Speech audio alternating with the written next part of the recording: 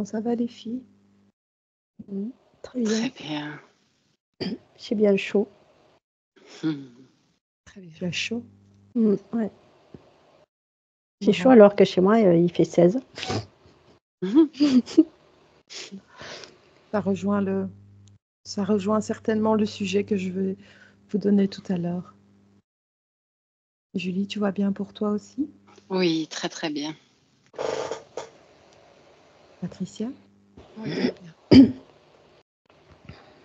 Alors, on va augmenter nos fréquences. Vous allez m'appeler à côté de vous si ce n'est pas déjà fait. C'est marrant parce que moi, j'étais dans une énergie donc chaude, orangée. Et là, quand je suis arrivée sur le palier qu'on avait créé, c'était comme givré. Il y avait du givre blanc sur le sol. Patricia confirme. Oui. Qu'est-ce que c'est ce givre? Tu penses? C'est froid, c'est blanc et noir. Alors, enfin, c'est... il y a le mot artificiel qui vient de se créer là, qui vient de se dire là. C'est un espace. Alors, du coup, il est en train de se modifier. Le blanc de givre devient le blanc lumineux. D'accord. Moi, j'avais de la glace, donc c'était cristallin. C'est ça. C'est cristallin, mais ça ne donne plus cette impression de froid. De froideur. D'accord. Julie, tu perçois quelque chose par Oui, rapport moi, à ça?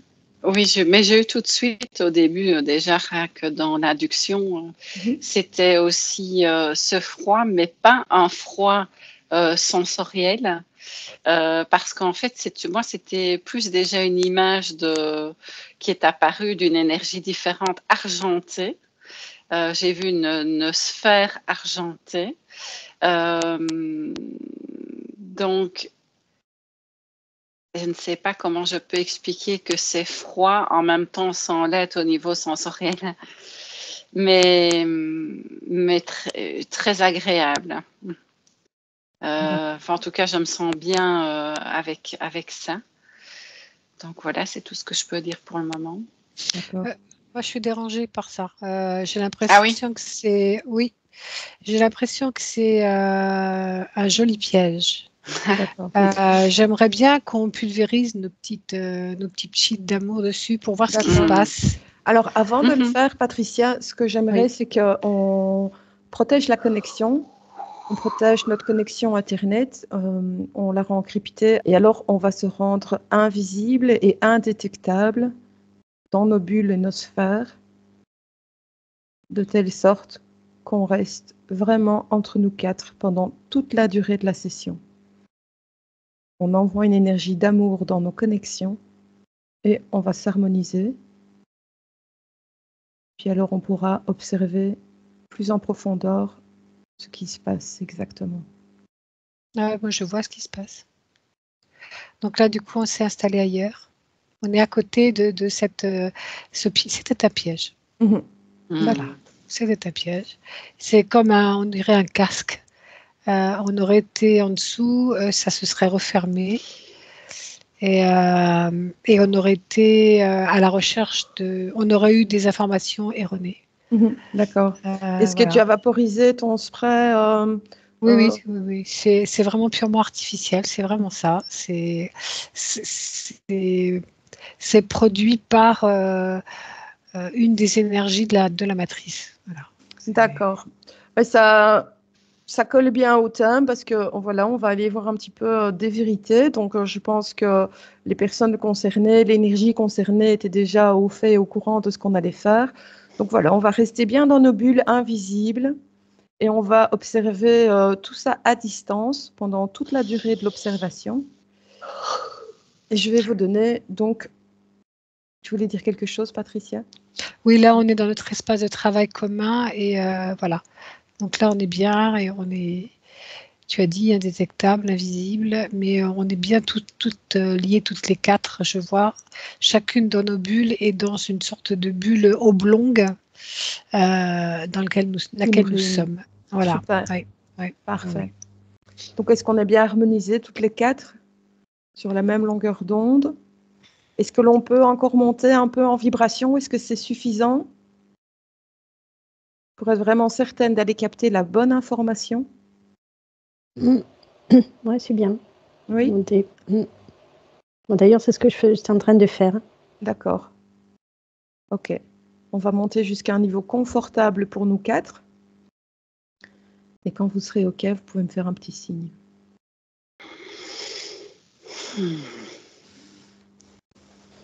Super, Julie. Oui, Patricia. Moi, je suis toute seule. Tu nous as perdus. Ouais. Alors, est-ce que tu nous vois plutôt... tu es seule, mais tu nous vois? Tu nous vois Non, je vois un espace de nuit, tu vois, comme un univers. Oui. Tu es monté très haut, en fait, en vibration, c'est pour ça. Oui, je la vois aussi dans l'univers, là, comme dans le noir. Là. C'est OK, je te vois, Agnès. Oui, on est en train d'arriver. Voilà. Moi, je me sentais confortable, donc je me suis dit, on est bien, là, c'est bon.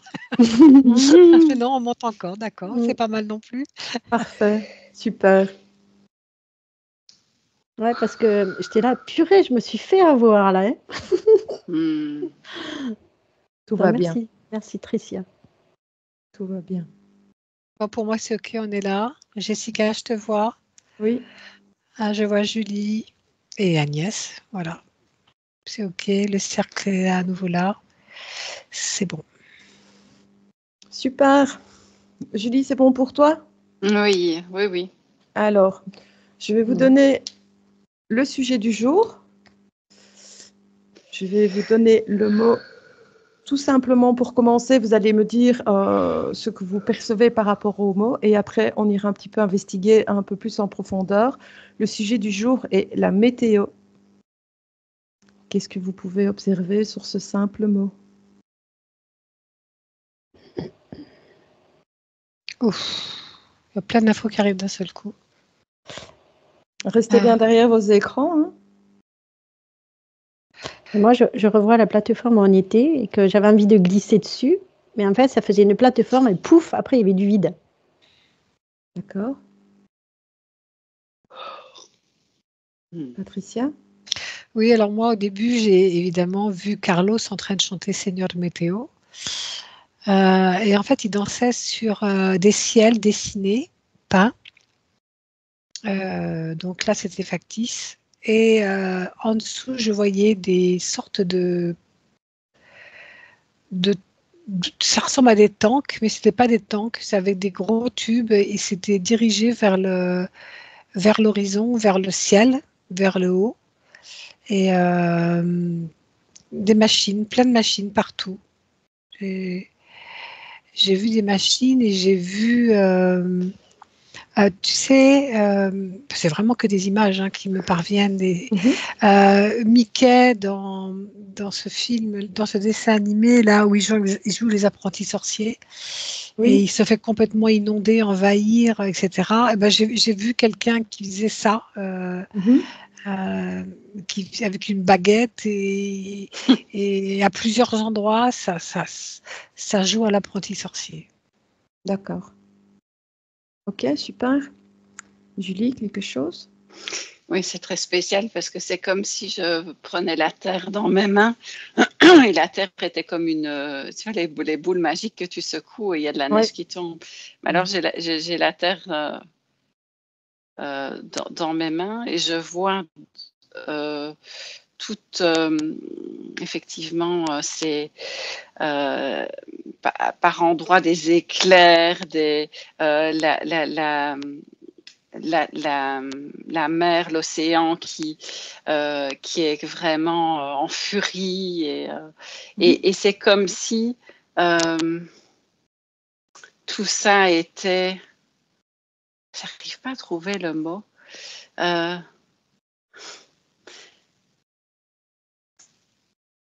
Factice. Non, c'est pas ça. C'est comme si ça pète de partout. Et en même temps, c'est bloqué dans la sphère. Et tout rentre en résonance partout dans la sphère. Je vais dire qu'un événement climatique va en enclencher un autre, etc. D'accord. Est-ce que toutes ces perturbations climatiques dans ta boule à neige sont d'origine naturelle? Ben, je ne sais pas pourquoi, mais au départ, je voyais les mains, là. C'est comme si on s'amusait à secouer. Donc, c'est pas très naturel. D'accord, ok. Quand je dis mes mains, c'était pas mes mains. Hein, mais, oui, je comprends bien. Et à qui appartiennent ces mains alors, si ce ne sont pas les tiennes? Je te laisse regarder. Agnès, quelque chose? Mais j'étais surprise parce que je ne voyais rien au départ. Et ensuite, je me suis mise bien ancrée dans mon corps. Et en fait, il n'y avait toujours rien. Et en fait, j'ai compris que je suis dans une neutralité. Et du coup, le temps n'existe plus. Et la météo, ça n'existe plus. Je ne vois que ça n'existe pas. Il n'y a rien. D'accord. Et du coup, j'ai voulu aller voir quelqu'un qui a des émotions, tu vois. Et je voyais qu'il faisait sa météo. C'est intéressant parce que c'était une question que j'allais poser. Oui, les humeurs, je sens que les humeurs, je ne sais pas si tu me vois, il y a les humeurs dans le corps avec des émotions. Et c'est comme si ça créait des nuages, ça peut créer la pluie, ça crée des orages. Et après, ça se diffuse aussi. Ça diffuse à l'extérieur. Tout à fait, je vois tout à fait. Ça allait être une de mes questions. Est-ce que l'énergie générale, la tendance générale dans les énergies humaines crée la météo, les nuages et le mauvais temps? Oui, c'est en lien avec les perturbations intérieures. Rappelez-vous que l'intérieur est comme l'extérieur et que le haut est comme le bas. Et en fait, tout est lié. Oui. Il y a des personnes qui vont être inondées. C'est un lien aussi avec des personnes autour. Et en même temps, il y a une espèce c'est un lien aussi avec du nettoyage émotionnel. D'accord.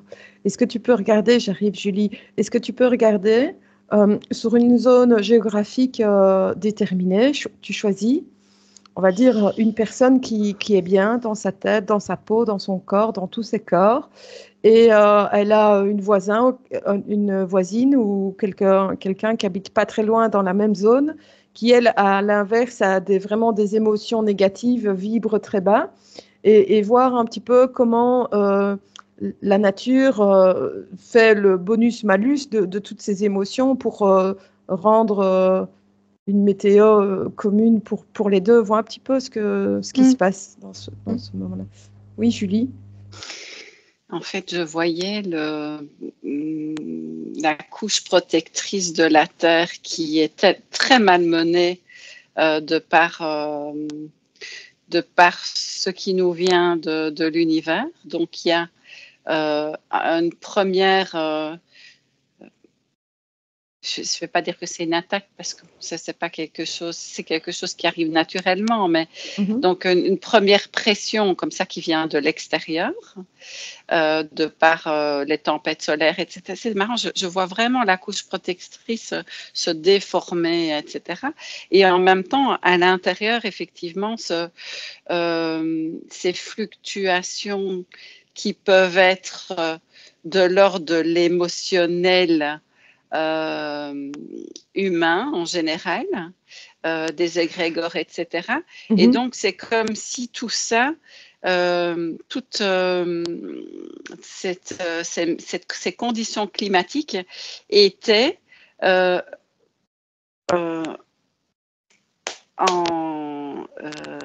ne trouve pas le mot, pas emprisonné, mais entre ce qui vient de là-haut et ce qu'on émane dans cette espèce de boule. D'accord. Je vois Patricia qui acquiesce de la tête. Oui. Est-ce que je peux prendre la parole? Bien sûr, oui, voilà. Parce que j'ai vu plusieurs choses. Ça m'a déjà montré, au départ, ça m'a montré un cercle qui s'ouvre et qui se referme sur lui-même et qui recommence. Et en fait, ça m'a montré que l'univers se réchauffe. En fait, notre système solaire, ailleurs je n'ai pas regardé, mais notre système solaire se réchauffe. Et ce que j'ai vu, c'est que c'était cyclique et que c'était normal, mais ensuite j'ai vu des observateurs qui voulaient tirer parti de ça et l'utiliser comme un ricochet quelque part. Et ces êtres-là utilisent donc ce changement leur avantage. En fait, je les vois manipuler des gens en leur faisant croire qu'ils expérimentent des phénomènes de météo et que ça les amuse beaucoup, alors qu'en fait, l'objectif, c'est pas du tout celui-là. L'objectif, c'est d'empêcher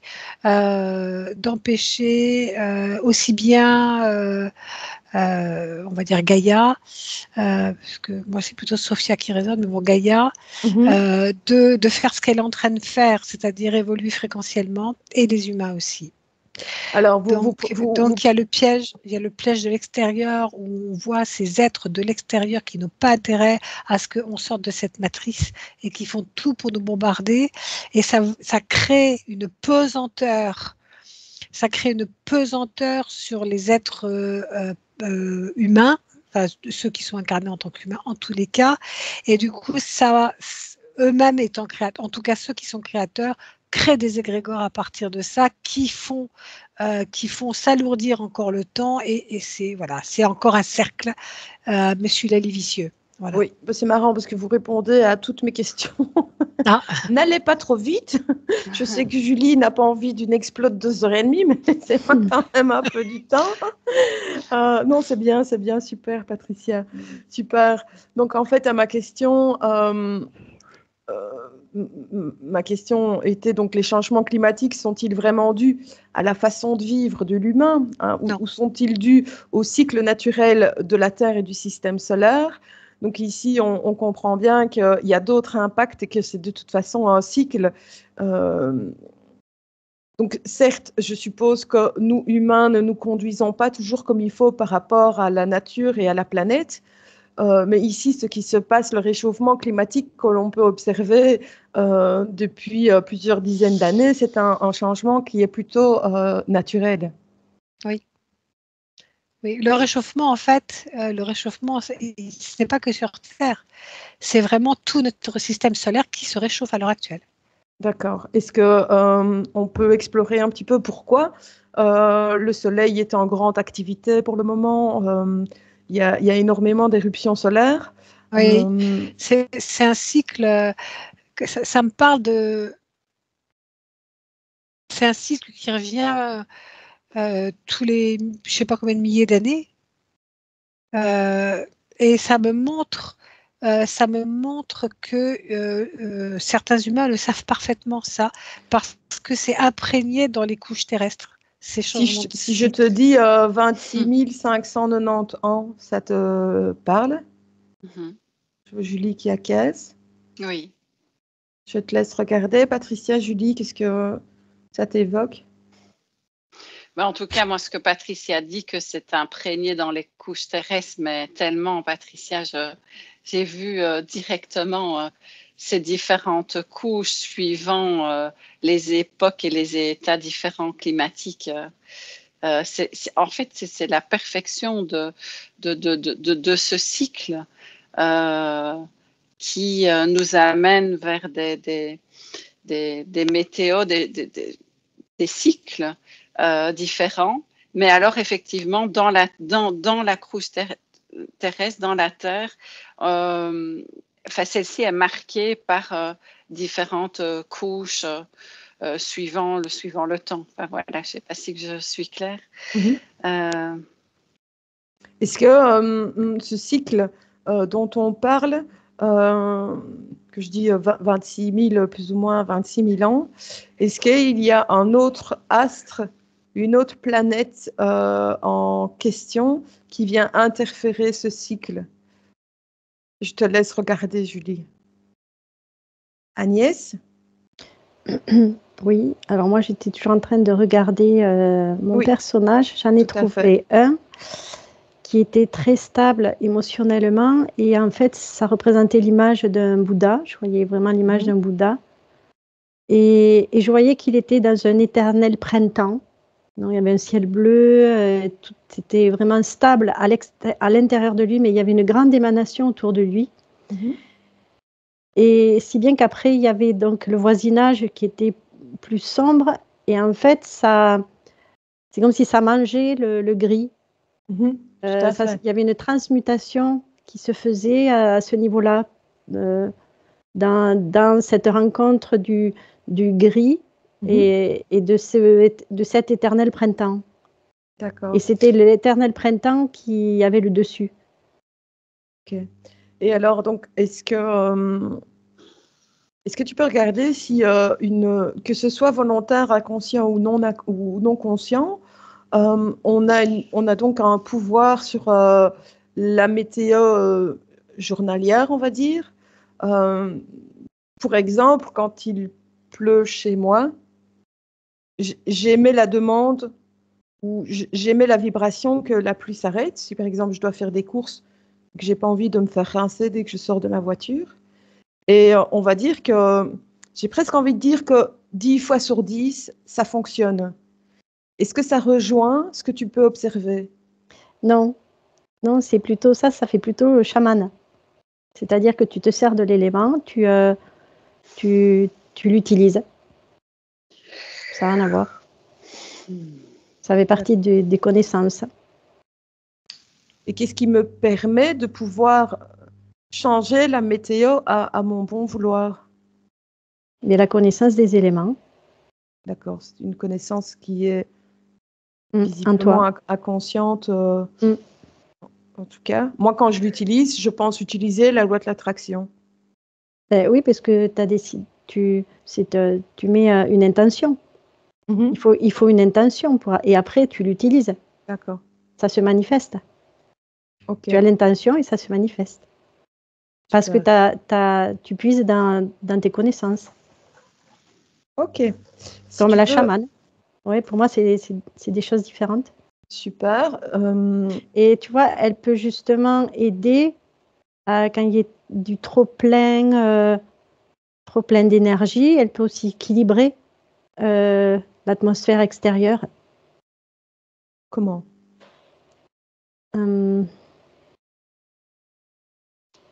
Et ça fait partie de son travail aussi.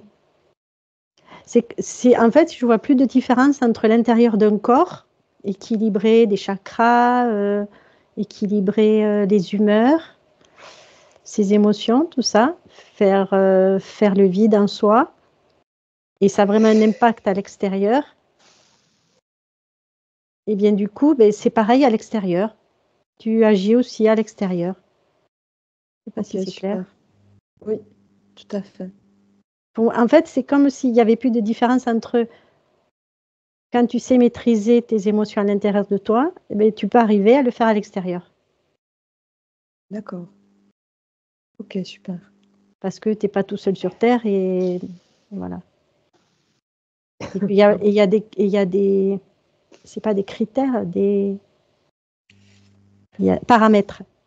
Il y a d'autres paramètres que l'humain par rapport au temps. Voilà. D'accord. Merci. Je crois que c'est ce qu'elle disait, mais comme je n'ai pas trop entendu, ça devait être ce que disait Tricia, mais je n'entendais pas trop, mais je sens que c'est en lien avec ce qu'elle disait. Alors, j'ai demandé à Patricia de savoir pourquoi le Soleil est en train de se réchauffer. Il y a énormément d'éruptions solaires pour le moment.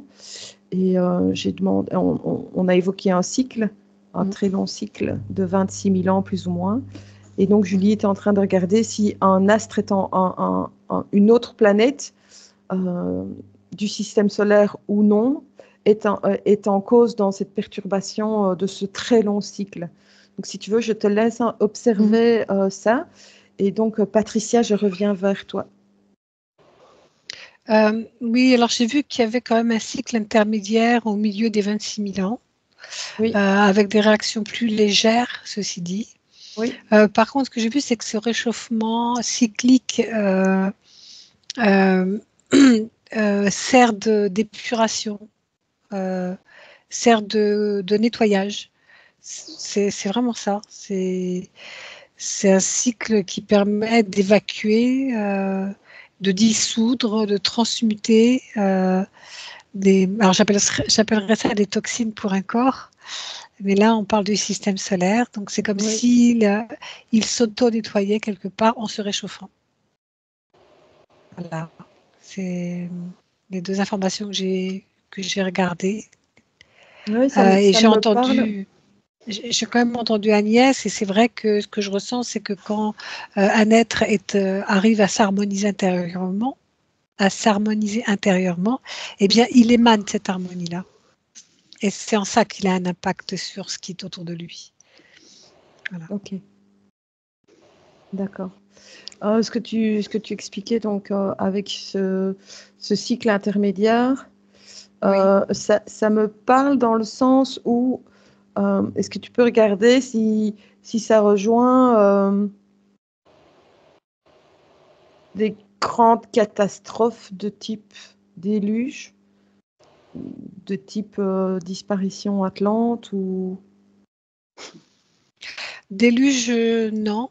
Okay. Déluge, je me reconnecte tout de suite à l'enquête que nous avons faite, où j'ai vu... par contre, j'ai vu une planète tout à l'heure, et c'est marrant ça. J'ai vu une planète tout à l'heure qui pouvait influencer, de par sa présence, la météo, mais ce qui est bizarre, c'est qu'elle n'avait pas de densité. J'ai pas bien compris. Oui. J'ai pas bien compris. Et donc, je sais que le déluge, puisque déluge il y a eu, ne vient pas d'un cycle, mais d'une guerre. Je voulais voir quand même s'il n'y avait pas une corrélation. Tu sais, des fois, il y a des choses sur plusieurs plans, et on va dire que même si on a l'explication historique sur un plan, il pouvait y avoir une explication énergétique sur une deuxième lecture, si tu veux. Et donc, c'était de ça ma question. Ça ne résonne pas pour moi. Oui, ok. Mais est-ce que tu peux te reconcentrer sur cette planète alors dont tu ne parviens pas à déterminer la densité, voir un petit peu ce que tu peux observer? Oui. Julie? Alors, donc, ce que j'ai vu, c'est une fissure dans la couche terrestre. Donc, je vois cette fissure. C'est quelque chose de naturel, hein, qui devait arriver maintenant.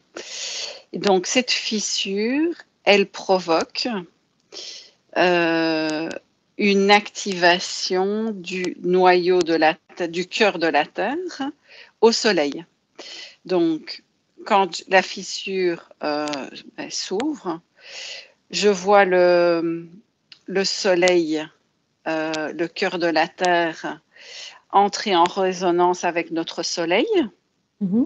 Et ça fait grandir le cœur de la Terre. Donc, je reviens sur ce qu'on disait tantôt. Il y a quelque chose de... Dans ce cas-ci, c'est naturel, en fait. C'est quelque chose qui devait se faire. Alors après, j'ai vu que ça se faisait à un endroit où il y a de l'eau, sur un océan. Cette faille, tu veux dire Cette faille, elle est au niveau d'un océan, oui. Donc, elle n'est peut-être pas visible, donc du coup. Tu vois? Est-ce qu'il s'agit de la faille de San Andreas?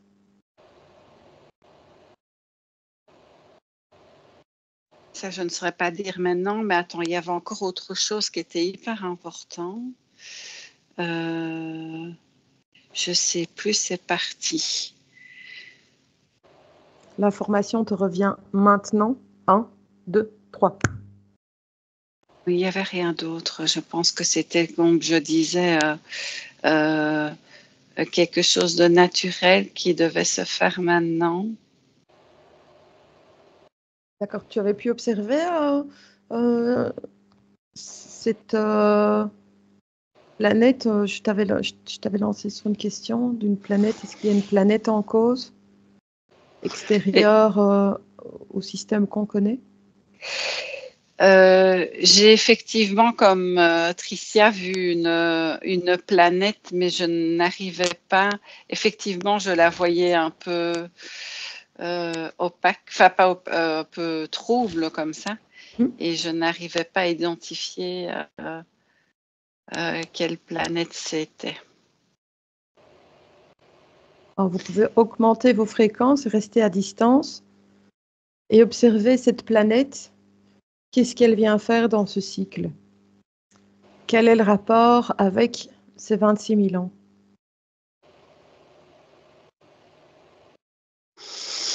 Moi, je sens, c'est bizarre, mais je sens un lien comme si c'était. Je ne sais pas si c'est possible que la Terre ait une sœur.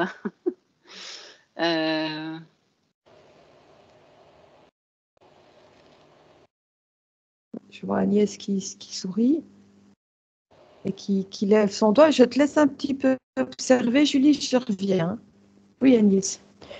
Et depuis que vous parlez d'une planète que vous ne savez pas trop où aller, en fait, avant la session, j'ai eu un souvenir d'enfance que je voyais la planète Terre, mais une Terre transparente qui est à côté et qu'on ne voyait pas. Et là, quand vous avez parlé de planète, c'est revenu. C'est interpellant. C'est une partie éthérique de la planète. Pour ce qu'elle n'a pas de densité. Elle est sur quelle dimension, cette planète, alors? Et j'ai le mot Agartha qui vient. Je ne l'ai pas compris. Agartha. Oui, tout à fait. Et en soutien. Là, par contre, je ne savais pas trop le sujet là, mais je sais qu'elle est là en soutien.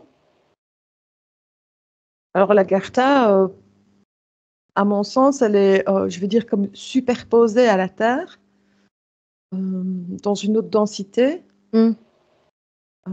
mais pas ailleurs, je vais dire. Non, moi, en fait, je la vois proche de la Terre. Enfin bon, moi, je la vois proche, mais je ne sais pas exactement où elle est, mais c'est pour dire qu'elle est... Alors, elle est proche en ressemblance ou en distance? Elle est proche des deux. Elle ressemble et elle est éthérée. D'accord. C'est comme s'il y avait une ombre. Elle est comme ça, décalée. La Terre là et elle est là. Ok. Ok. Alors, il y a un certain groupe de personnes sur Internet, puisque c'est là qu'on est tous plus ou moins connectés.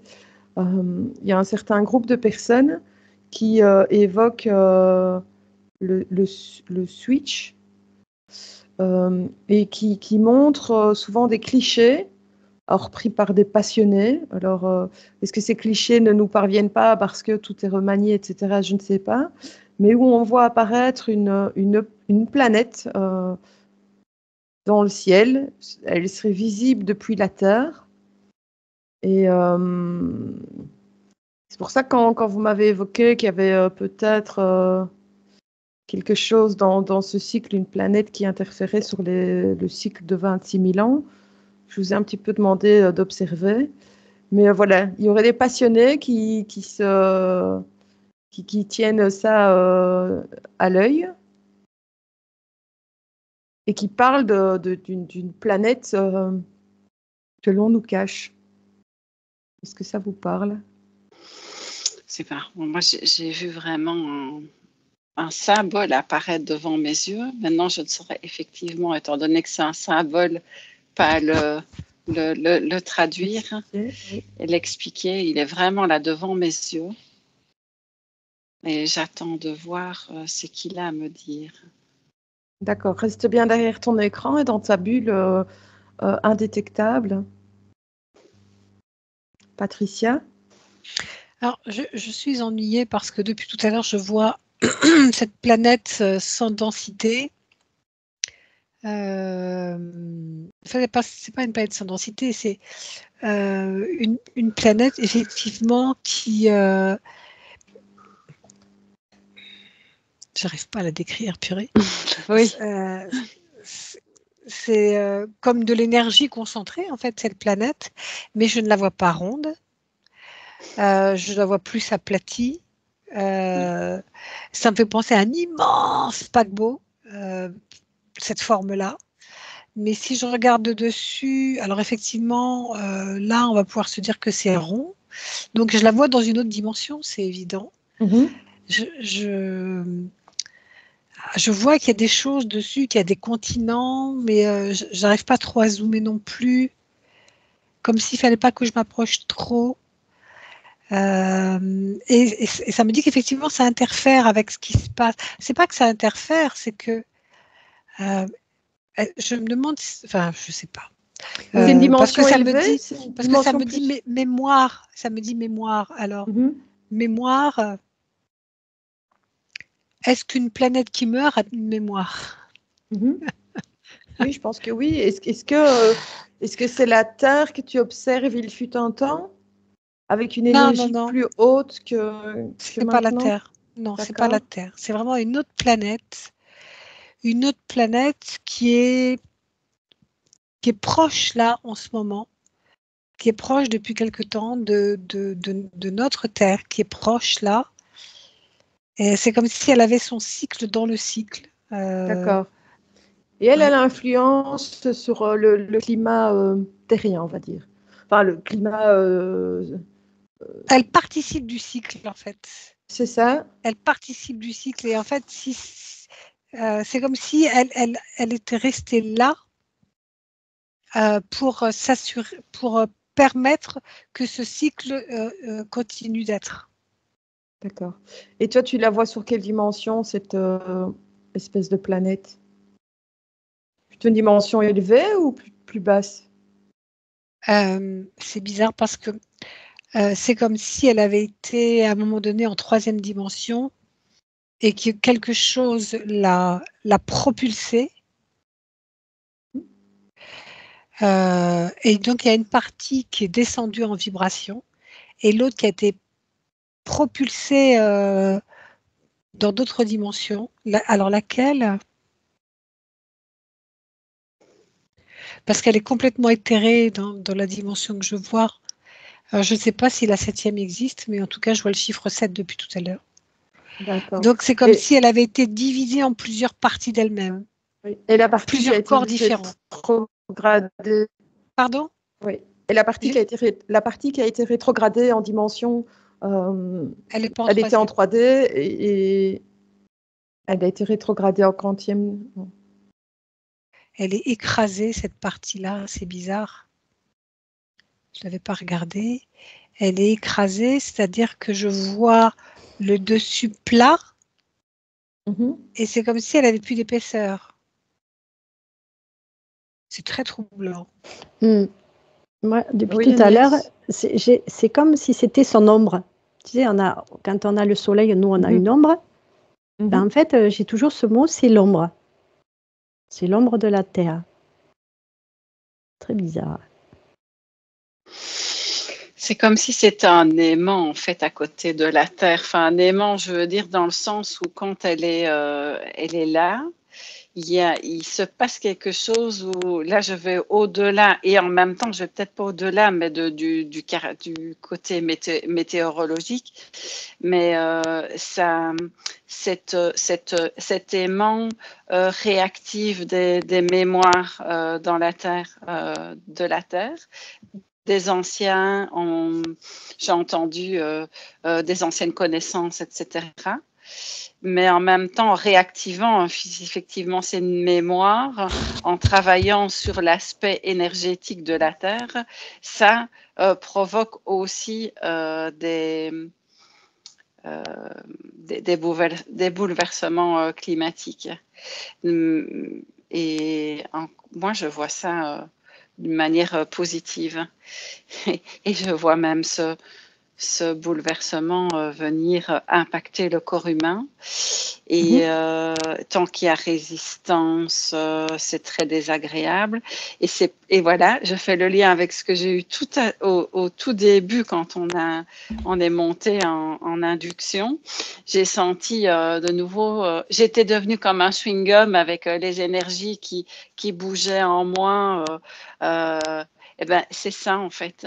Ça vient tellement impacter certaines personnes que on sent, tant qu'on n'accueille pas ces nouvelles énergies, on se raidit alors qu'il est important de les laisser nous traverser, oui, pour réactiver ces mémoires, parce que ces mémoires réactivent le cœur de la Terre, mais réactivent aussi donc des mémoires de l'humain. C'est les mémoires de la Terre, les mémoires de l'humain. Enfin voilà, c'est... Et donc cette planète, l'interférence que cette planète crée a un lien, un rapport étroit avec la montée en vibration que l'on peut voir actuellement. Oui, donc j'avais vu au départ le Soleil. Il y avait le Soleil, il y a cette planète.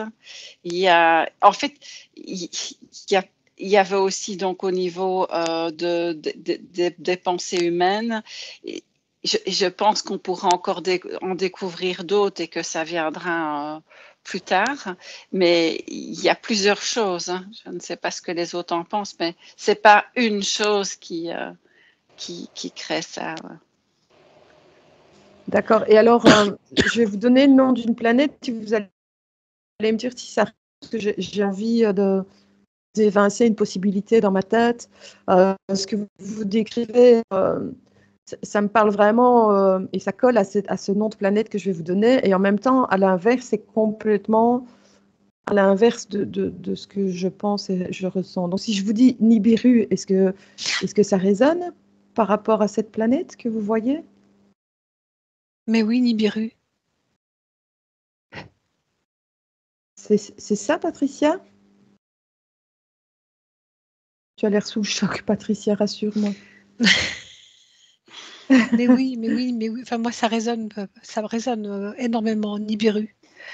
L'ombre de Nibiru, ça me dit. Mais oui, c'est ça. Alors, est-ce qu'on parle d'ombre comme Agnès dit, on se met devant le soleil, on crée une ombre au sol, ou l'ombre comme on l'entend, l'opposé de la lumière? Non, c'est ni l'un ni l'autre. C'est comme si Nibiru n'était plus que l'ombre d'elle-même. D'accord. Parce que quand j'évoque Nibiru, si on se pose la question involutif ou évolutif, ça fait sens ou ça n'a pas de sens de poser cette question? Non, ça me montre comme un grand bateau vide. Comme si elle avait perdu son essence quelque part. J'ai un sentiment de tristesse là qui est là, qui se montre là. Rester bien à distance, émotionnellement. C'est comme un bateau perdu, comme un... Ça part pas à la dérive. Elle est vide, Nibiru. Oui. Et ses habitants, où est-ce qu'ils sont? Alors, ils sont partis. Alors, je vois qu'il y a quand même des êtres qui viennent quand même dessus. Il y a même une base ou deux, mais c'est vraiment ponctuel. On n'y va que pour... c'est des techniciens, des êtres comme ça.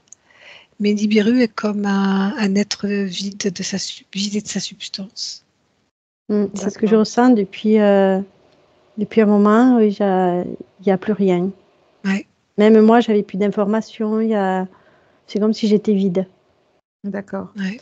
Ouais. Écoutez, si en fait ça répond à mes questions, je suis contente que ça répond à mon interprétation première en écrivant mes questions avant même de vous appeler tout à l'heure. Mais je pense que c'est un sujet complexe qui demande plus d'investigation.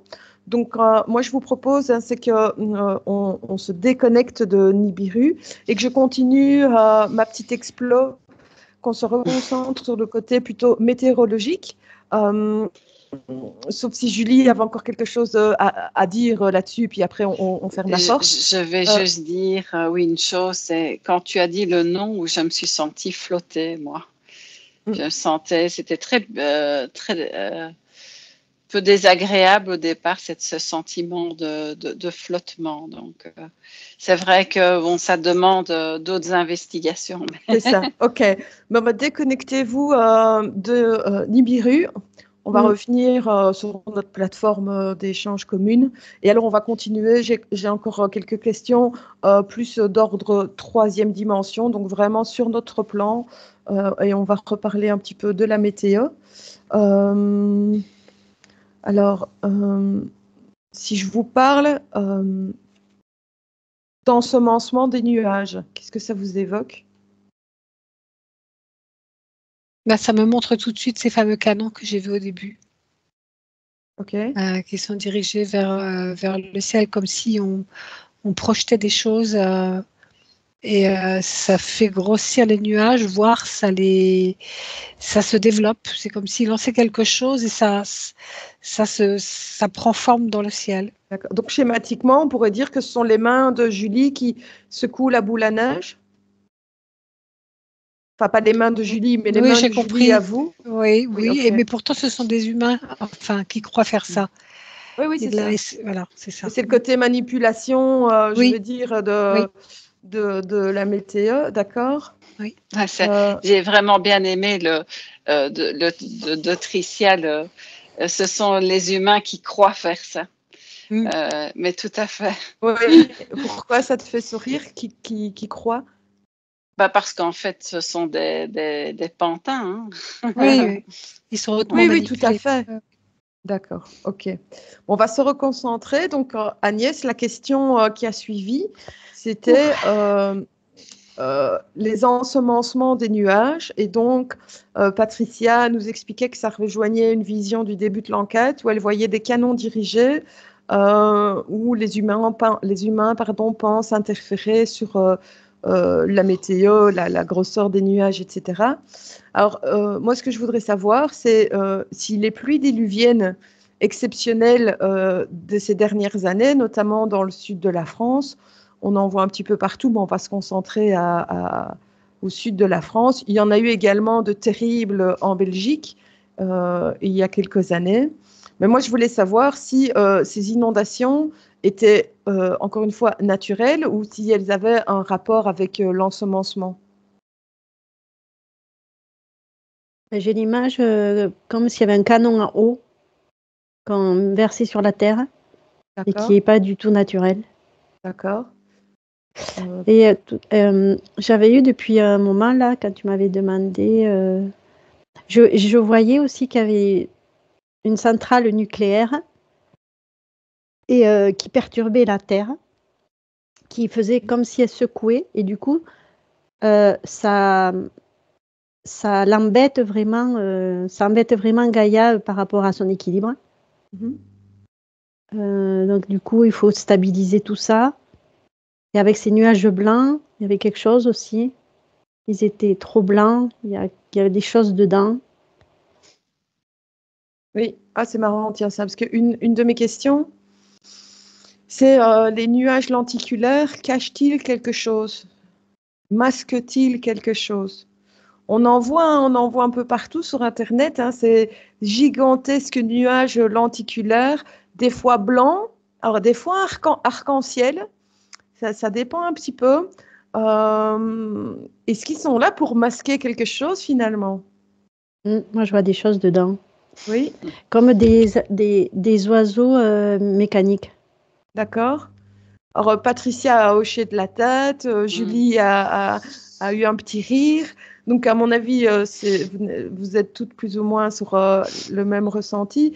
Et ces oiseaux mécaniques, ils sont, c'est de l'ingénierie humaine ou c'est de l'ingénierie plutôt exogène? Non, c'est pas humain. Patricia? Alors, moi, ce que je voyais, c'était pas des oiseaux, mais c'était en fait de l'ordre de la nanoparticule. Et, comme des nuages, alors qui peuvent effectivement cacher aussi bien un ovni, on va dire ça, un vaisseau, que des nuages composés eux-mêmes de toutes ces particules. Et ça fait comme des facettes, ces couleurs arc-en-ciel. Et donc ça se reflète comme ça fait arc-en-ciel. Et en fait, c'est des milliards et des milliards de nanoparticules qui s'assemblent les unes les autres. Qui ont une fonction, je ne sais pas laquelle c'est, mais en tout cas, c'est comme elle reflète la Terre. C'est marrant parce que je suis située derrière mon écran au-dessus d'elle et je vois qu'elle reflète la Terre. Alors, je vois qu'il y a des connexions avec autre chose, mais elles ont une fonction. Mais la fonction de camouflage, on va dire. Je vois qu'il n'y a pas que du camouflage. Il y en a, c'est du camouflage, mais d'autres, il est prévu que ça tombe sur la planète. Ça, c'est déjà arrivé. C'est déjà arrivé. Comme du sable. Comme du sable, mais un sable bizarre qui a une vibration très particulière. Plutôt involutif ou évolutif? Ah oui, carrément. Involutif. C'est carrément involutif. Et au tout début, quand tu as posé la question, j'ai vu un être qui n'est pas humain avec un énorme seau et puis qui s'amusait à déverser sur des endroits de la planète. D'accord. Et donc, quand on voit un lenticulaire, est-ce qu'on peut partir d'office sur une involution ou pas toujours? Alors, il y en a des naturels, mais il n'y en a pas tant que ça. Okay. Non, mais est-ce qu'il y a des lenticulaires qui sont là pour masquer un vaisseau, mais un vaisseau évolutif? Ah non. Non. Je ne vois pas d'évolutif là-dedans. Les évolutifs, je ne vois pas d'évolutif dans notre système, dans notre matrice. C'est comme s'ils ne pouvaient pas rentrer. D'accord.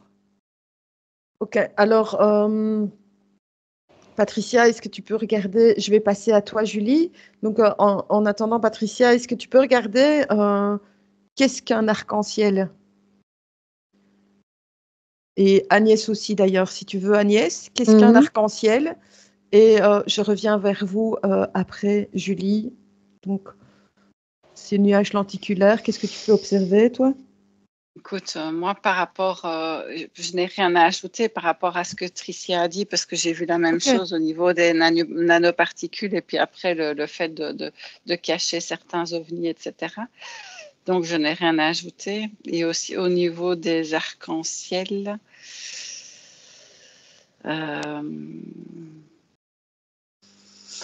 j'ai entendu, je ne sais pas pourquoi j'ai entendu trou de verre, parce qu'en fait, il y a des endroits, moi je ne te parle pas de l'arc-en-ciel qui est comme ça, un arc-en-ciel qui est un, tu vois, un classique, oui, voilà.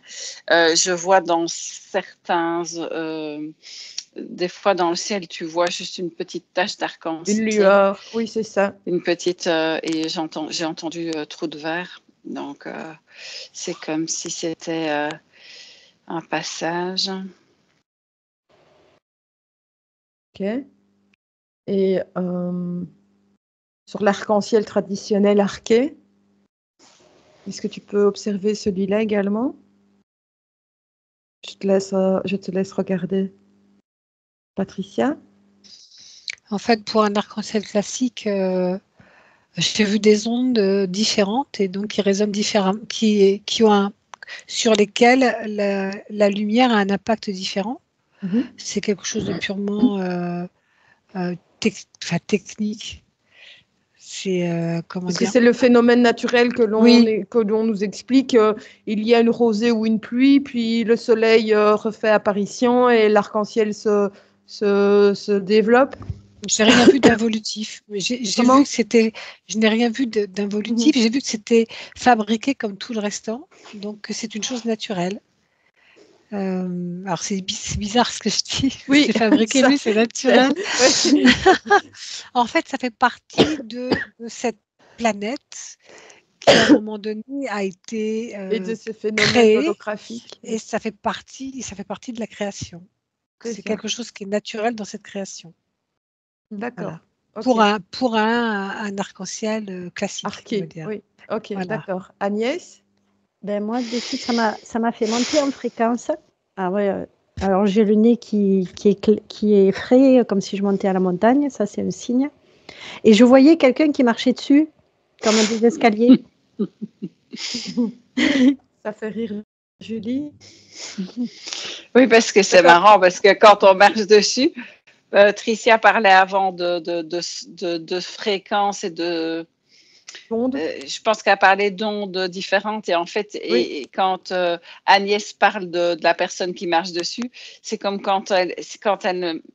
si elle marche sur une couleur différente, ça fait un son. Oui. Ça envoie une fréquence différente. C'est ça. Moi, alors, l'arc-en-ciel, c'est quelque chose qui est magique. Oui, voilà. Pourquoi est-ce que ça émerveille autant l'humain, l'arc-en-ciel? Il y a quelque chose de divin dans l'arc-en-ciel, parce que ça semble sortir de la création, mais... Oui. C'est divin parce qu'avec justement ces fréquences différentes, c'est comme je vois tout un calcul qui... c'est bien que l'univers, tout est calcul, mais cet arc-en-ciel, c'est un calcul précis où ces différentes couleurs, ces différents sons amènent quelque chose de particulier qui est vraiment indispensable pour la Terre. Est-ce que finalement, ce ne serait pas la machine qui sert à faire tout ce que l'on voit, qui est momentanément dévoilée? Est-ce que ce n'est pas toute la machinerie, la beauté de la machinerie, on va dire, avec toutes les harmoniques, etc., qui est visible le temps d'un instant? Exactement, Jessica. Et alors, et ce que ça vient de me dire aussi, c'est que selon la croyance populaire, au bout de l'arc-en-ciel, il y a un trésor. Tu vois? Métaphoriquement. Et moi, tu vois ce que ça veut dire? C'est ça, magnifique. Super. Agnès? Oui, moi, je voyais que c'était comme un instrument de musique, tu vois, quand on parlait de notes de musique, comme une harpe, tu vois, et dans laquelle on joue. Ouais. Et alors, comme l'arc-en-ciel, justement, il a cette forme de demi-cercle, comme ça. Quand tu commences à grimper sur l'arc-en-ciel, tu empruntes les notes de musique qui sont tes propres notes de musique pour arriver au final à ton trésor qui est ta reconnaissance intérieure, quoi. Ta lumière intérieure. C'est magnifique. C'est magnifique. C'est pour ça qu'inconsciemment, on est tous émerveillés par un arc-en-ciel. Même un adulte, même à 80 ans, je dirais à mon avis toujours, oh, un arc-en-ciel. Même, voilà, même c'est beau, c'est beau, c'est beau. Moi, je les prends en photo aussi. Ah bah oui, mais moi aussi. Hein. Moi, j'ai envie d'aller me mettre dedans, mais il recule chaque fois que je m'approche. Je vais aller à sa rencontre, mais il bouge à chaque fois. Moi, j'ai eu la chance de voir un arc-en-ciel se dessiner en arc, en cercle total, mais pas en même temps. C'est-à-dire que je ne sais plus si c'était la météo avançant ou si c'était moi qui marchais, mais chaque tronçon s'est effacé pour se manifester plus d'un côté, ce qui a fait qu'au final, j'ai vu les 360 degrés de l'arc-en-ciel. Je n'avais jamais observé ça de toute ma vie. J'étais complètement abasourdie par ce que je voyais. C'était vraiment... En fait, il n'avait pas de naissance et pas d'arrivée, comme Julie, tu dis, il y a le trésor au bout. ce qu'il a fait un demi-arc de cercle, j'ai vraiment vu l'arc total, quoi. C'était très spécial. Mais c'est encore plus parfait dans la symbolique parce que ce que je viens de t'expliquer, c'est que tu pars pour un cheminement, c'est comme si tu partais pour une quête, pour aller à la découverte de toi-même. Ici, dans ta vision, c'est de ce cercle finalement, tu y es déjà. Mm-hmm. Tu es déjà dans ton centre en fait. Excellent. Super, super. Donc on va continuer. Alors, je voulais quand même que l'on regarde un petit peu. Donc, on a parlé des inondations. Je voudrais qu'on parle un petit peu des incendies. Hein. Ça fait quand même partie des phénomènes météorologiques qu'on peut constater. Alors, par rapport aux incendies qui ont ravagé des milliers d'hectares ces dernières années, notamment en Australie, en Californie et également dans le sud de la France, dans le sud de l'Europe, de toute l'Europe de toute façon, je voulais voir ce que vous perceviez par rapport à ça. Sont-ils vraiment dus à la hausse des températures? Moi, j'ai vu quelqu'un qui craquait une allumette. C'est ça. Voilà, moi aussi. Ok. D'accord. Est-ce que c'est un accident humain ou un acte délibéré? Délibéré. Ah ben oui. Très souvent délibéré pour de multiples raisons. Et derrière, il y a toujours cette involution qui est là pour manipuler. Oui. C'est ça. Oui. Est-ce que vous pouvez observer plus précisément en France, il y aurait eu de grands incendies, mais moi je ne suis plus l'actualité, donc c'était tout près de la dune du Pilat, il me semble. Et ici, apparemment, plusieurs plateformes pétrolières vont prendre place exactement aux endroits qui ont été dévastés. Est-ce que j'en ai eu ouï dire? Est-ce que vous pouvez voir ce qui se passe? Est-ce que, voilà, comme on a bien compris, la main de l'homme sombre s'est mise comme ça là? On en revient tout le temps à la même chose. Je voyais cette main en train de secouer la terre et puis maintenant que je vois cette image de main qui manipule et qui fait bouger les pantins là, et voilà. Et qui veut recouvrir de béton des parties de nature. D'accord, donc ce sont des lobbies, quoi. Oui. Des lobbies qui sont en cause, oui, Patricia.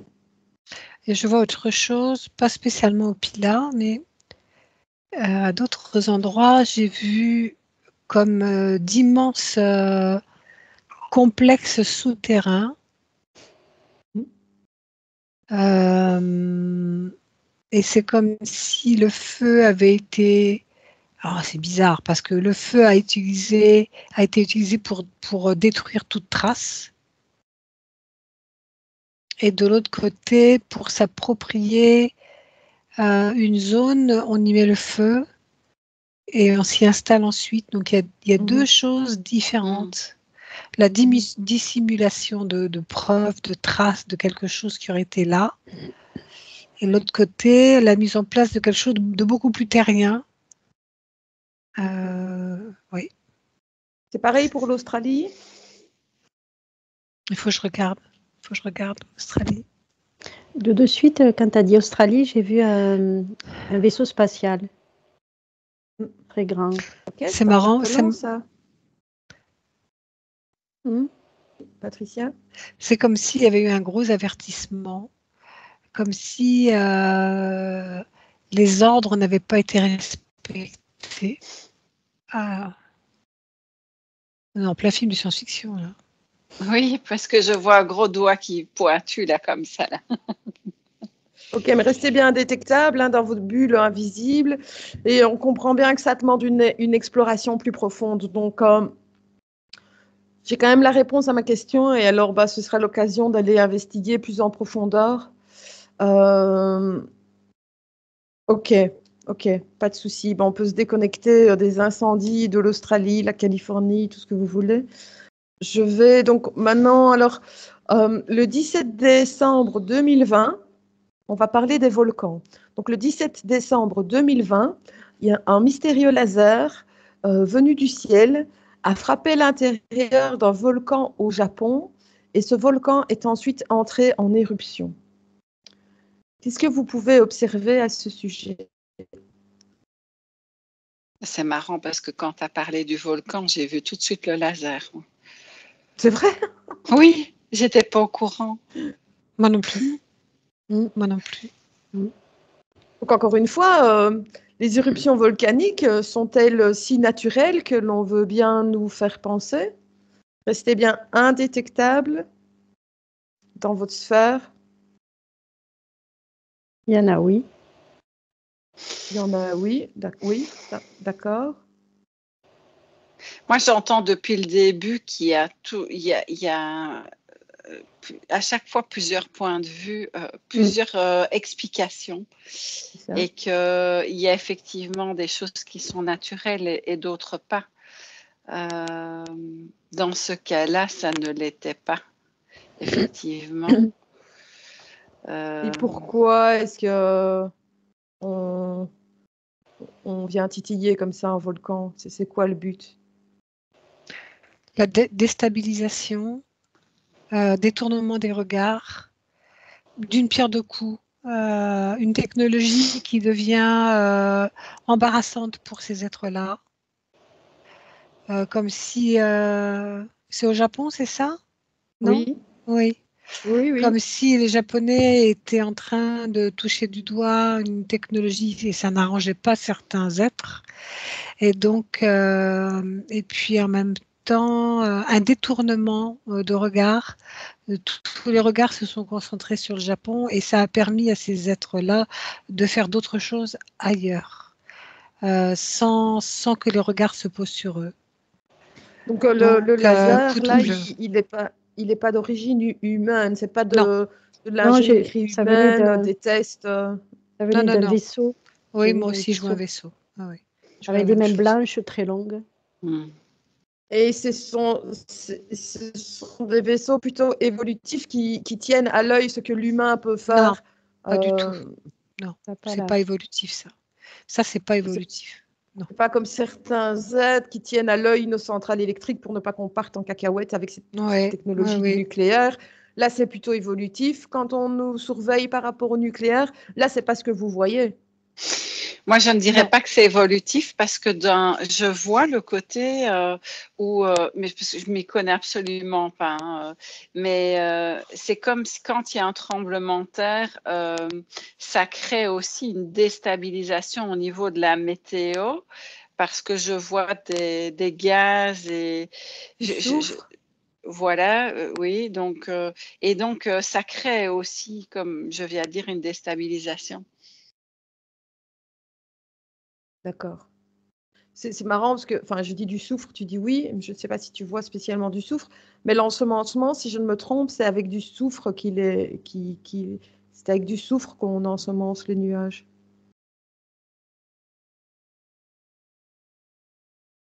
Ça doit sentir mauvais quand il pleut. Purée, oui. En tout cas, il y a beaucoup d'activités dans les étoiles autour de la Terre, que ce soit, on va dire, pour nous aider et pour qu'ils se font contre-attaquer aussi les autres par nos alliés, on va dire. Il y a quand même beaucoup d'ingérence de ces êtres sur notre planète. Oui, et c'est comme si je ressentais comme une sorte de frénésie. Comme s'il y avait un compte à rebours qui était en place. Et jusqu'au bout, on va jusqu'au bout. Il y a un jusqu'au boutisme, mais c'est terrible parce que il y a aussi, je ressens, et je voudrais pas la nourrir, mais je ressens cette volonté de si c'est pas pour nous, ce sera pour personne. Oui, c'est vraiment ça. Ça m'embête beaucoup. Ça mais en même temps, derrière chacun évolutif, il y a une troupe évolutif derrière qui contrecarre. D'accord. Est-ce que vous pouvez Mais bon, eux, comme ils respectent, des fois, ils respectent plus les lois que les autres. Ils peuvent pas les empêcher. Oui, c'est ça. Des fois, ils peuvent empêcher, mais pas des fois, non. C'est vrai que c'est vraiment un affolement jusqu'à de vouloir y aller jusqu'au bout. Au tout début, quand tu as parlé de feu, j'ai senti vraiment, c'est pas étonnant que le feu, je reviens sur ta question par rapport au feu, on disait, les autres voyaient le fait qu'on on allumait, on voyait des allumettes, etc. Mais il y a aussi, j'ai senti la symbolique du feu, c'était relié à ces êtres involutifs et vraiment cette colère de vouloir y aller jusqu'à ce que mort s'en suive. Là. Et c'est très marrant parce que en fait, c'est très marrant parce que l'on parle d'ensemencement, que l'on parle de volcans qui entrent en éruption, ou quand on parle d'une allumette qui se craque, on en revient toujours au soufre. Et je trouve ça amusant, c'est peut-être pas interpellant. Interpellant qu'on parle de de souffrir, que ces êtres involutifs nous infligent toujours inlassablement. Bon, j'espère qu'un jour ils vont se fatiguer quand même. Mais on est tellement une manne, au niveau énergétique que pourquoi ils arrêteraient quoi. Mais là, en fait, ce que j'entends, le mot depuis tout à l'heure, c'est la débandade pour eux. C'est le moment, ça me fait penser quand les troupes d'Hitler, ils avaient perdu la guerre et ils faisaient des atrocités pour dire, voilà, on a perdu. Et en fait, c'est cette phase-là. Ils ont perdu la guerre, c'est la débandade. Ils ont déjà perdu, en fait. Donc, c'est pour ça qu'en fait, ils sont très surveillés parce que ils n'ont plus rien à perdre. Et donc, mais en fait, la guerre, ils ont perdu déjà. Oui, ça fait longtemps qu'on sait qu'ils ont perdu, mais je sais comment on sait que le futur n'est jamais certain. Ça fait longtemps pour nous, mais pour eux, pour là-haut, déjà, ça fait très très longtemps. Et en même temps, pour eux, pour les partis galactiques, les alliés, c'est déjà gagné. Ils sont tellement nombreux. Et en plus, sachant que ça vient de la source. C'est voulu par la source, ce chamboulement, et c'est un cycle aussi qui s'achève. Tout à fait. Ils ne peuvent rien faire contre ça. Ce cycle s'achève pour eux. Oui. Donc, ils pourront faire tout ce qu'ils veulent, mais ça va s'achever. Il y a des fins, il y a des renouveaux. Là, c'est leur fin. Donc, ça, il faut vraiment... ils peuvent tout faire, ils ne feront pas plus que ce qu'ils peuvent faire. Donc, ça, c'est clair. Bon, magnifique, super. Écoutez, moi, j'ai une dernière question, et puis après, on reviendra gentiment. On a parlé un petit peu de tous les phénomènes météorologiques, mais on n'a pas parlé de la foudre. Alors, je voudrais qu'on observe un petit peu ce phénomène qui est la foudre, voir dans un premier temps ce qui vous vient. Et j'aurai une sous-question par rapport à ça.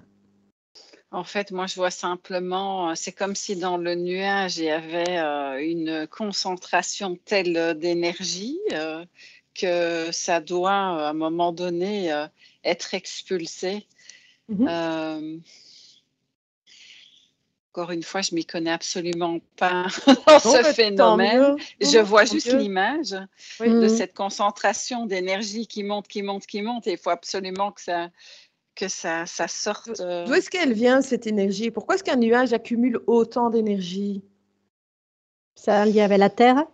Moi, je ne vois pas ça comme ça, alors je suis embêtée là. Ah oui, mais c'est pas grave. Mais moi, je voyais en fait comme un laboratoire et avec les machines qui font le temps pour dire que c'est pas naturel, quoi. Les nuages? Non, tu parlais d'éclairs. Oui, d'accord. En fait, c'était comme une machinerie mise en place avec le temps qui fait... Je vois que c'était... je vois en plus quelque chose de tout petit, une maquette, et qui me montre le mécanisme comment faire des éclairs avec le temps, avec les nuages et avec l'électromagnétique.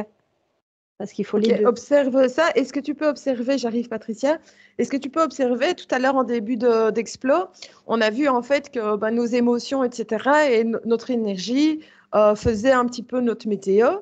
Donc, est-ce que toute cette énergie contenue dans les nuages serait en fait toute l'énergie qu'on donne au ciel, hein, enfin je schématise ici, qui va devoir à un moment donné ou à un autre être déchargée. Je te laisse explorer et je reviens vers toi après. Oui, Patricia.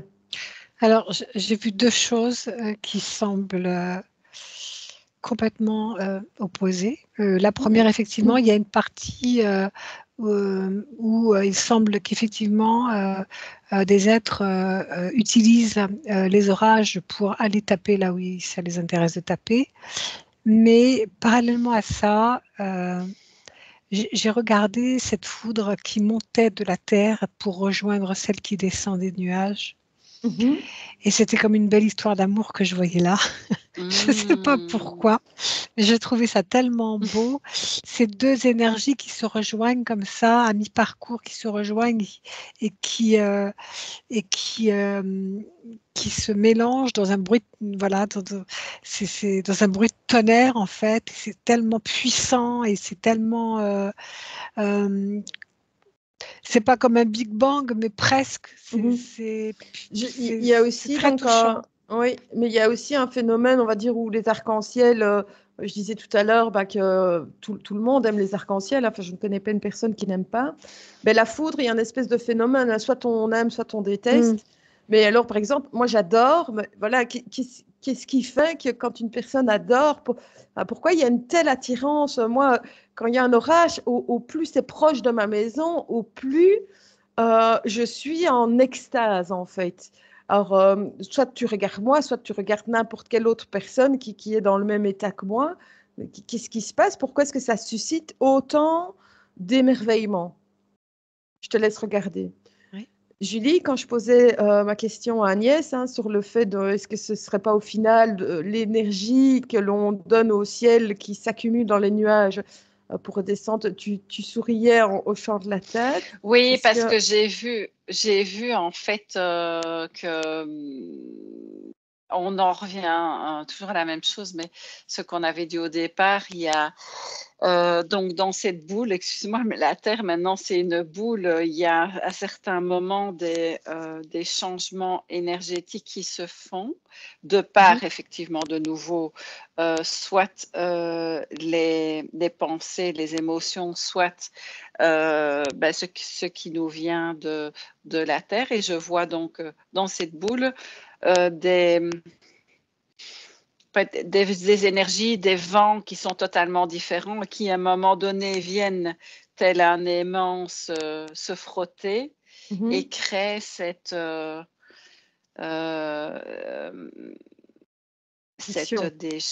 friction et cette décharge. J'ai vraiment aimé ce que Tricia a dit parce que je vois cet amour, effectivement, de connexion entre le ciel et la terre, finalement. Donc, j'imagine que le fait de voir, le fait de voir ces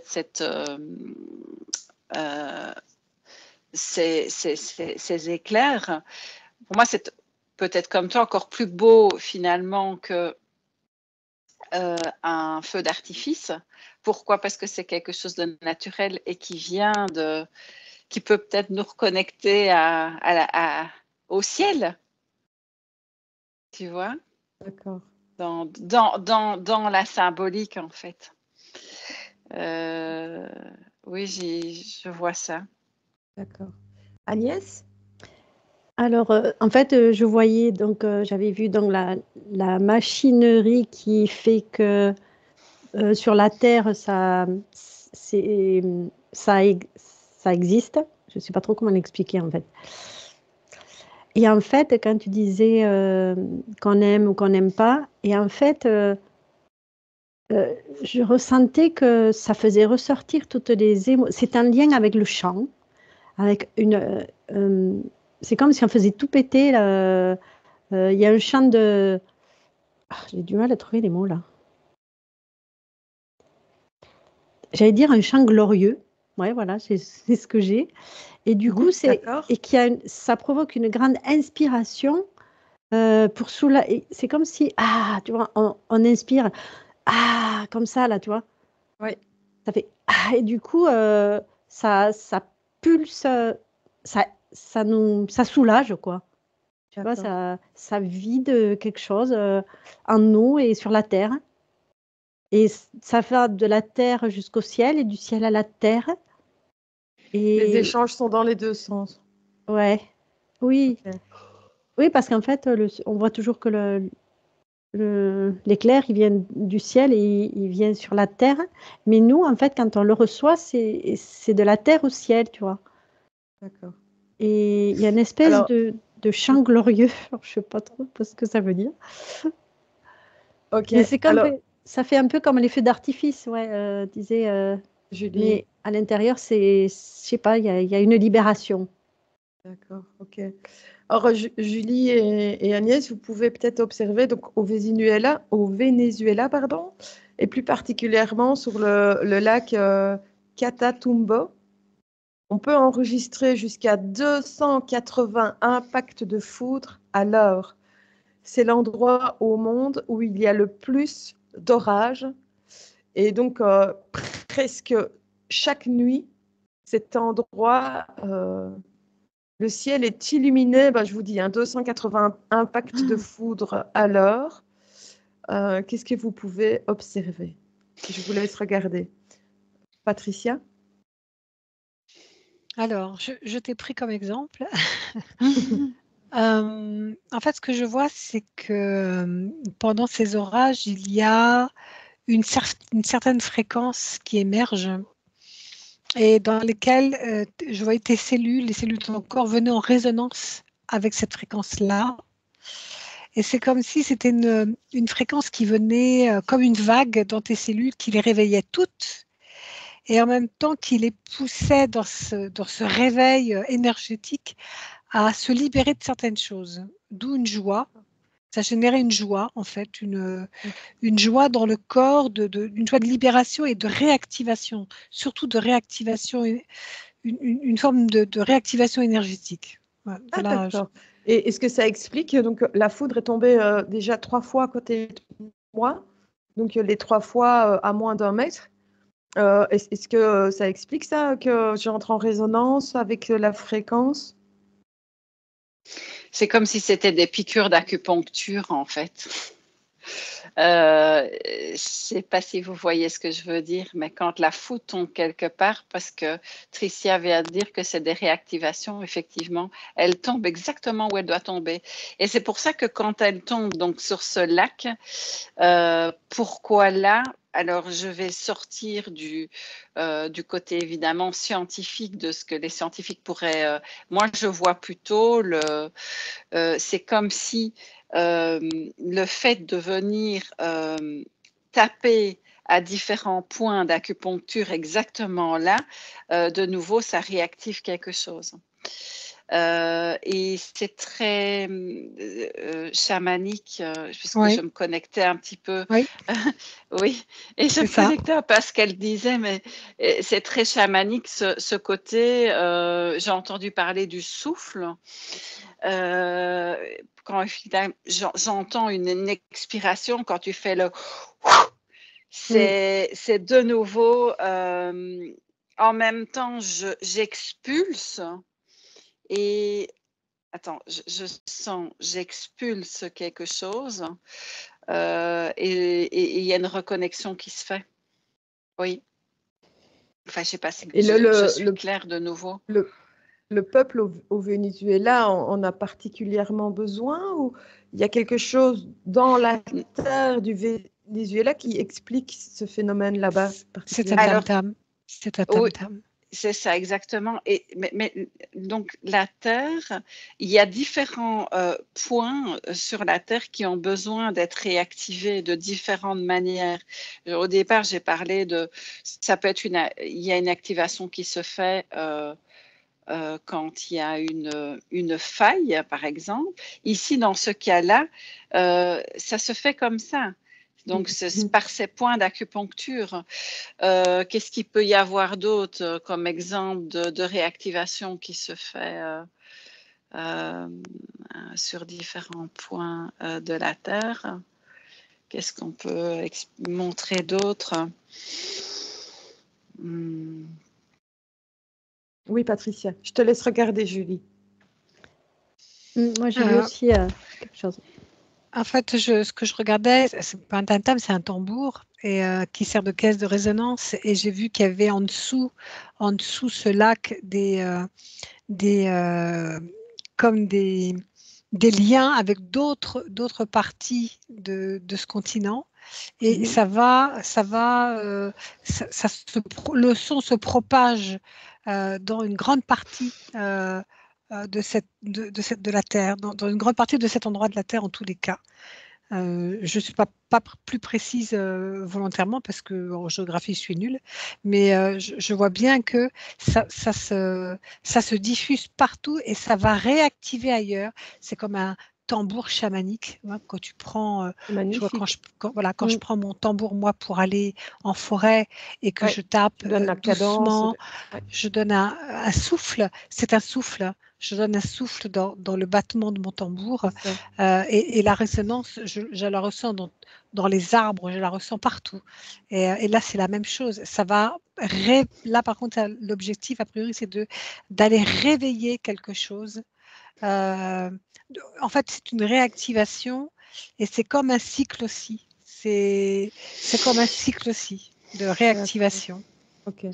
Agnès, je suis désolée, mais ton image est figée, donc vraiment, je m'excuse si tu lèves la main. Non, mais vas-y, je t'écoute. Ouais, parce que je me rappelle plus. Oui, ben, moi j'ai vu que c'était une bouche. Et en fait, c'est un lien avec. Donc, ça stimule, c'est un point de stimulation. Et en même temps, c'est une. Donc, il y a le souffle, c'est lié au souffle aussi, pour évacuer. Vous êtes raccord toutes les trois, hein, par rapport au souffle en tout cas. Et vraiment, c'est en lien avec tout ça, ouais. C'est en lien avec l'inspiration, la stimulation et le souffle et l'évacuation. Voilà. Ouais, c'est à peu près ce que vous avez vu aussi. Mais c'est marrant comme on peut faire le lien par rapport à ce qu'on avait vu au départ où cette connexion au cœur de la Terre et finalement Soleil. Et cette image nous renvoie, enfin cette situation nous renvoie de nouveau à cette connexion via ici l'éclair, le tambour, donc le tambour au cœur de la Terre, à son propre cœur. C'est une connexion évidemment du cœur, du cœur en général, quoi. C'est le chant du cœur. Ouais. J'entends le chant du cœur, comme la musique de l'arc-en-ciel, comme voilà, tout est fréquence et la fréquence est son. Donc, in fine, donc, il y a des orages qui sont vraiment là pour évacuer l'énergie, qui sont plutôt de type naturel, etc. Mais alors, on va pouvoir également trouver des orages orchestrés, on va dire, dirigés sur des zones prédéterminées. Et ça, ce sera plutôt une intervention involutive. Et alors, on pourra retenir que vous me dites si mon raccourci, mon résumé ne vibre pas, mais que toute cette énergie accumulée dans les nuages est l'énergie que l'humain dégage lui-même.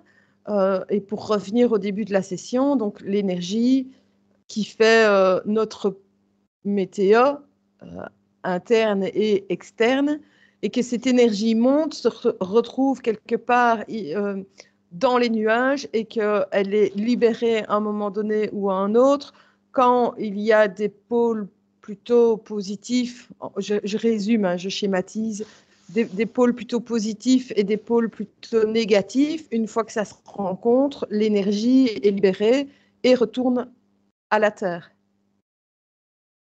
C'est un peu ça? Est-ce que je suis dans le juste? Oui, c'est correct pour moi. Oui. C'est correct pour moi. Super. Agnès, quelque chose? Non, ça va, c'est bien. Ok, D'accord. Eh ben, écoutez, pour une session qui devait être courte, on est quand même... je vous dirai l'heure après. D'accord. On va se déconnecter de tout et de tous. Et je vais vous faire finir tranquillement. Ouf. Comment ça va, les filles? Ça va bien? Et Oui.